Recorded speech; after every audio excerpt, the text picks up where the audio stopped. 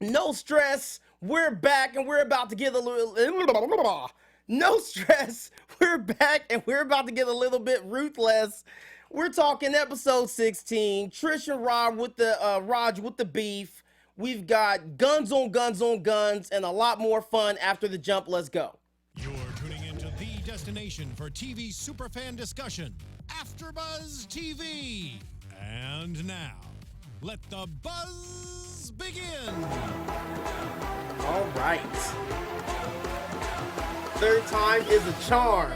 Let's let that song breathe. That was a hot song right there. It's a little old, but it's Rihanna. Either way, what's up, everybody? We are back like we never left. I'm your man, Chaos J, KAAOSJ. You already know, Twitter, IG, holla at your boy. And to my left, it is none other than...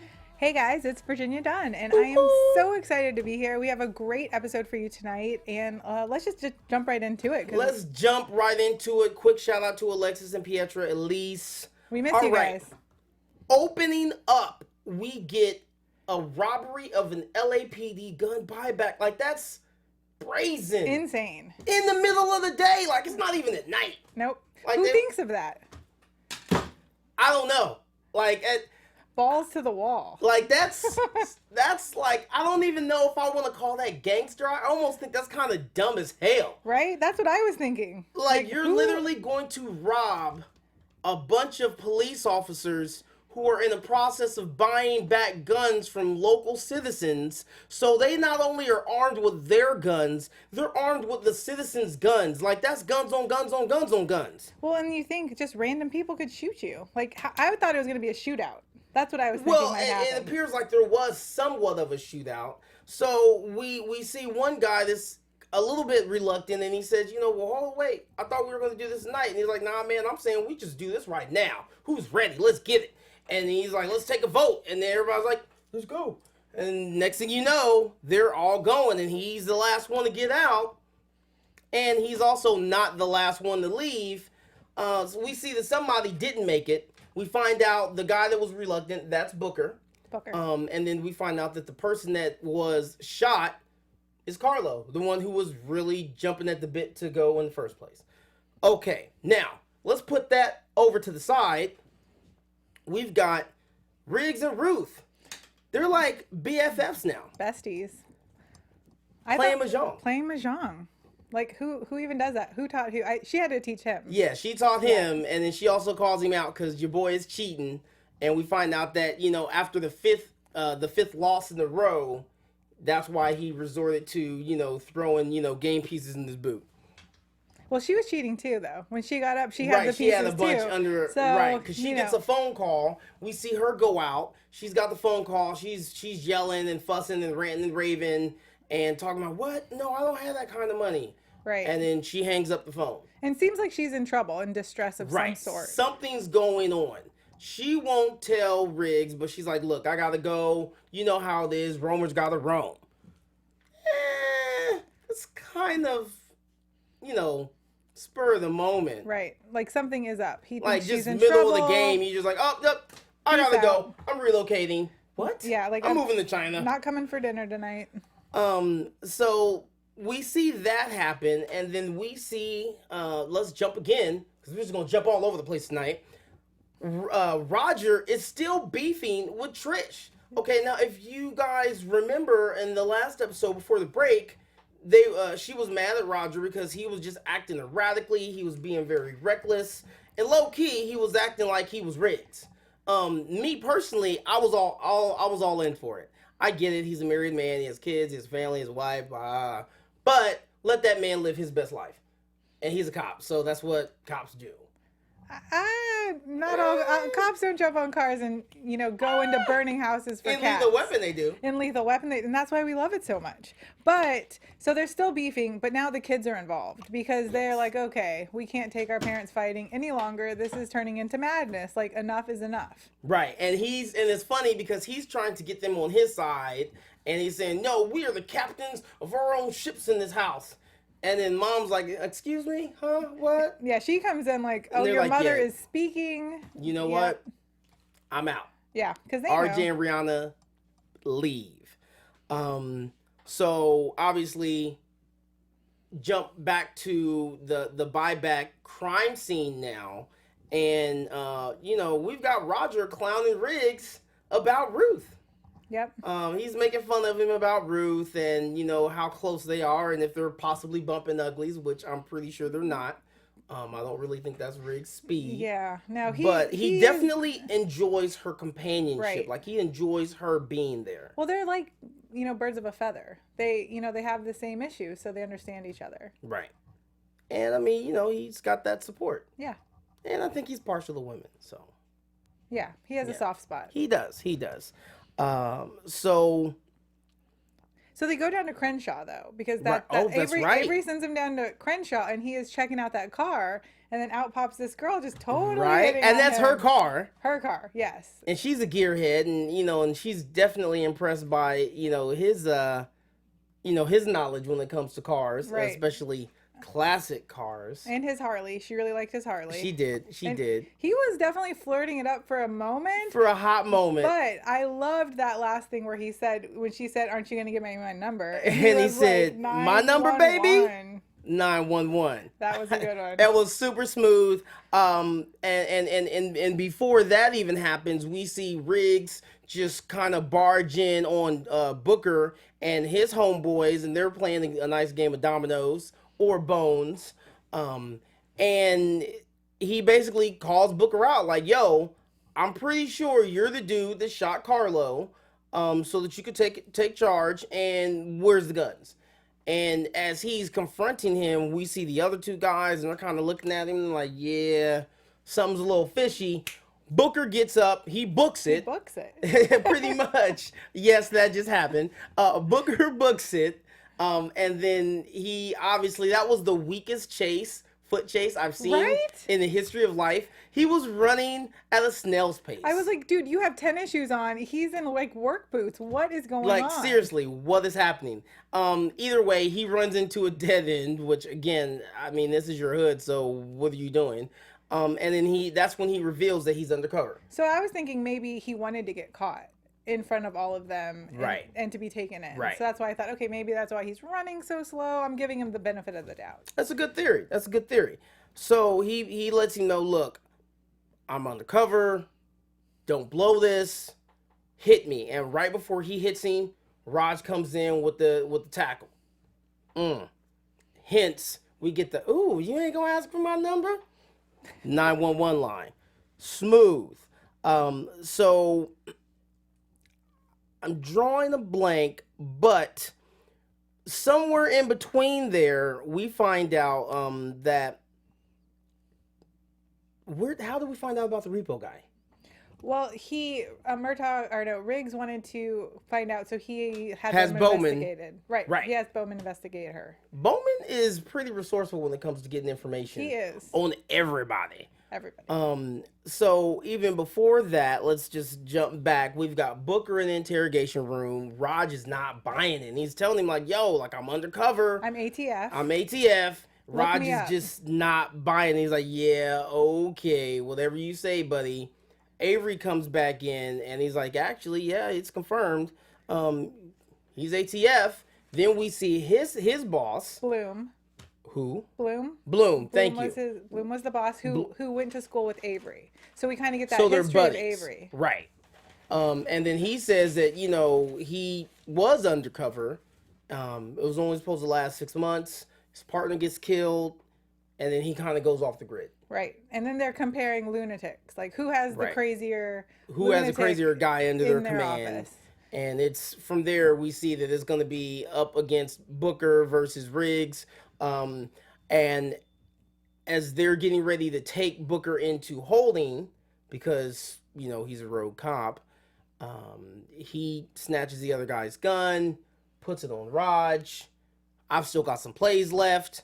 Takes Raj hostage. They're in the elevator. Your boy goes, Riggs, jumps in the next elevator. Which it's just crazy to pull a gun in a police station with all of those cops drawing their guns. I mean, I've never seen that many guns drawn. That was crazy. Right. But I think he also knew that because I think it was made clear to the people. I think it was made clear enough to everybody that he's one of them to a certain extent. Right. He even wouldn't if shoot he's a off cop. of the right. So you don't shoot the cop. Right. Because that's what he said. That the reason he killed the other guy was because he was going to shoot a cop. So, Right. you know, maybe. I don't think anybody is gonna, even though he's got Raj hostage, anybody's gonna, you know, pop him in the head or anything like that. Again, this crazy matchup is still going, and Riggs, you know, he raises the bar by jumping in the elevator, trying to save Roger, and Booker shoots the elevator cable. Right. Because of course. I mean, because, you know, why not? Why not? They narrowly escape by jumping out of the elevator. Which was a perfect Lethal Weapon scene. Like, those are the crazy scenes that Right. make it Lethal Weapon, I feel like. Exactly. Like the hit by the bus, jumping out of the elevator. Right. Things we love. Things we love. You know, bombs under cars, throwing it in dumpsters, all that kind of trash. So they escape. We jump to Rihanna. She buys her dad some flowers and like, look, like this has to end. Apologize. Meanwhile, Trish has been doing her rounds. So Riggs, he's on Trish's side. He's on Team Trish. Captain Avery, Team Trish. They're all trying to tell Raj, hey man, like you just give it up. Right. Wave the white flag. It's a wrap. You're not going to win this. Right. You're never going to win this. You're never going to win. But he's got the Sun Tzu's Art of War, so you can't tell him anything. Which I feel like most of the time, I don't know how your relationship is, but I feel like most of the time women do win. Like, I feel like, you know, you guys love us so much that eventually you're like, okay. You know, I don't know. And I feel like that's how it is with them too. She's I think so you're lovable. I think you're right. In the majority of situations, I think that's probably how it goes. But I think there's some times where women just like, okay, you know what? This is ridiculous. I'm not going to sit here and keep doing this with you. Right. All right, I give. Right, and I think that's how it is, because I feel like women will fight things tooth and nail sometimes, and guys are like, okay. Yeah, okay. But I think there's sometimes women just, you know, it depends on who feels they're more wrong. Who Right. feels like, you know, they're more justified on their side and their argument and why the beef started in the first place. Obviously, Trish doesn't feel like giving in, and neither does Raj. So it continues. We find out that the person who was on the phone with Ruth is actually her son. And not only is he her son, he actually was trying to give her money to help with these $1,800 the 1,800 parking tickets that she had. 1,800 parking tickets. That's crazy. That is bananas. Like, I mean, how has she not been booted before? How's she not in jail? How, like, if they're issuing the $17.99, wouldn't they boot her then? Or any of the other, like, 1,000? But then again, she has a shotgun. So, you know, at any given time, she's able to just shoot that thing off. Pop, pop.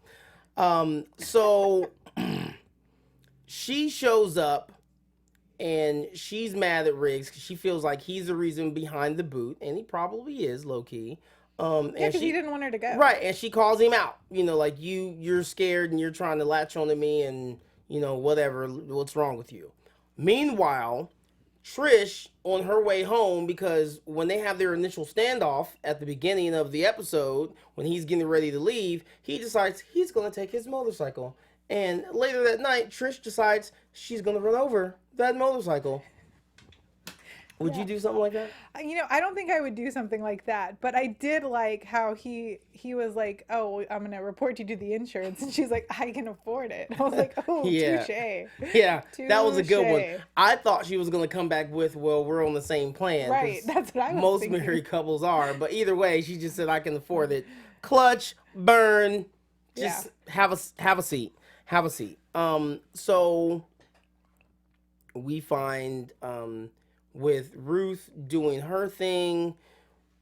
I don't quite understand why Riggs at this point decides that he wants to sleep in the morgue drawer, but Yeah, they never really they didn't really explain that one. Maybe he was drunk because they but said then he they was said, drunk. oh, right. Or he smelled like liquor. Exactly. But can I just interrupt for a second? Because we see Scorsese for just a teeny tiny bit. And I looked on his Instagram. Have you ever looked at his Instagram? Mm-hmm.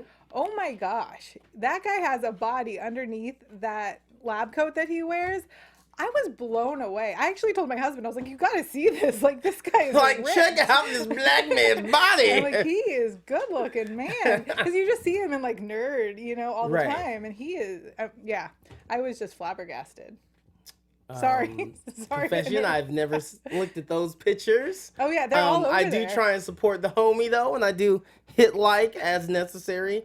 Haven't seen the buffed out pics, but I do know that he's, you know, in shape. Yeah, you guys got to go look and see. So, ladies, by all means, go, you know, check that out. However, I do hate to bust the bubble, but he is happily married. Well, Okay. so am I. So, Just looking. moving along,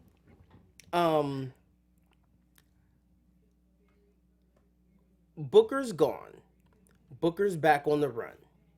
And he's going to proceed with finishing up this arms deal with the guns that they've got from the buyback. He's determined to see this through. And Raj is like, okay, well, I'm going to jump in and I can get this cracking. And, you know, like, at one point I was undercover as well. And I was Randy Drexler, you know, Right. car salesman. And I busted this chop shop ring. And, you know, and I also helped Denzel when, you know, he was, you know, training up for training day. Right. So, yeah. Oh, that was the movie. Okay, I was trying to Right. figure out So what movie that he was the talking movie. about, That was Training the Day. movie. Okay. All right. Then we jump to him crashing the arms deal, and he introduces himself as Randy Drexler. And I didn't get the other guy's name, but that guy was kind of gangster because he straight up shot Booker like, hey, next time you need to let me know that you're having company. Yeah, crazy. He brings both of them inside though, and then of course Riggs shows up and then introduces himself as none other than Randy Drexler as well. Yeah, that was a good one. The was writers, hilarious. I love the writers. They really know how to, you know, get it was those little points in. hilarious. It was hilarious. So now you've got two Randy Drexlers. The boss man, the buyer, he calls the bluff. Take this gun. Since you guys don't know this guy, go ahead and shoot him. Right, because you're not cops. Because you're not cops. So you don't care. Despite Raj and Booker trying to talk him out of it. So then finally, you know, Riggs is like, yeah, just shoot me. And I'm thinking, okay, like he's going to wing him or miss or something like that. And he just aims a gun and fires it. Luckily, it was empty. And then right after that, he says, okay, take him out back and do it for real. But he congratulates Raj because he didn't think he was going to do it. So that looked good on Raj, but then, of course, when he says take him out back, it's like, okay, well, now I got to intercept. Who knew Riggs had knife skills like that? Those were some insane knife skills. I didn't think he was going to throw it. I thought he was just going to jump up and, like, stab the guy or something. I mean, that would have been cool, too, but he just... And it was right on the money. Yep. Kind of dope.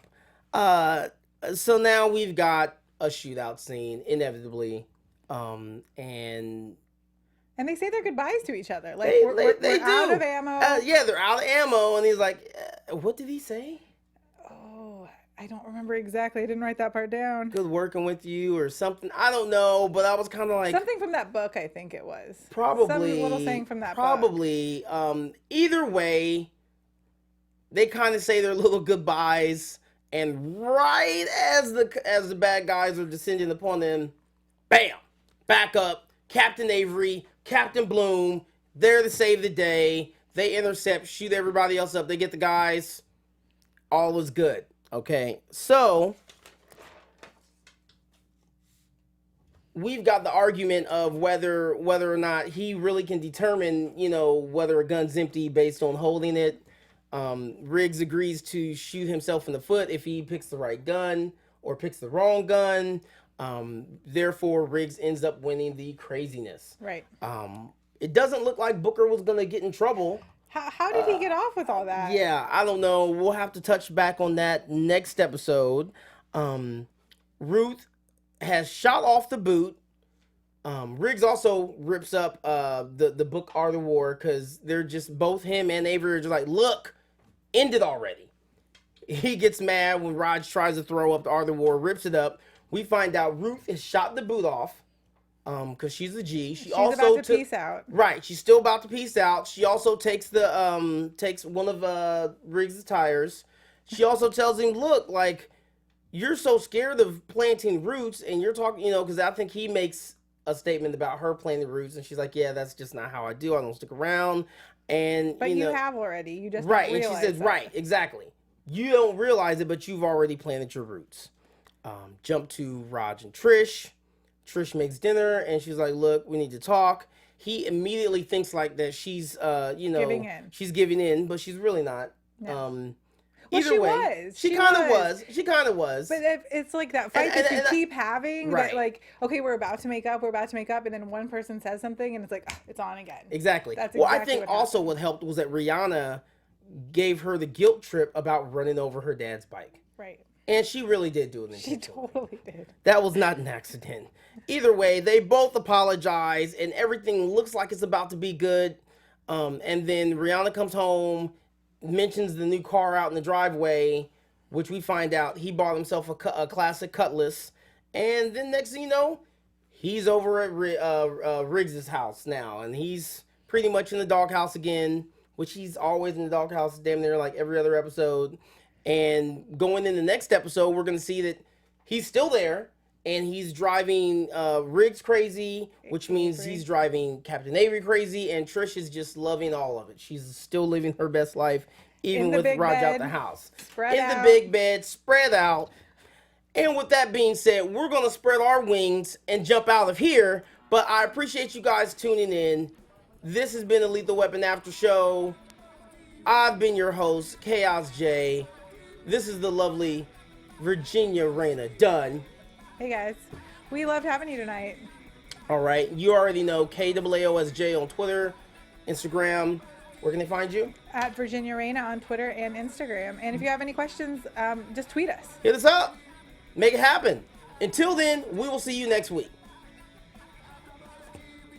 From executive producers Maria Menounos, Kevin Undergaro, Phil Svitek, and the entire AfterBuzz TV staff, we would like to thank you for listening to the AfterBuzz TV network.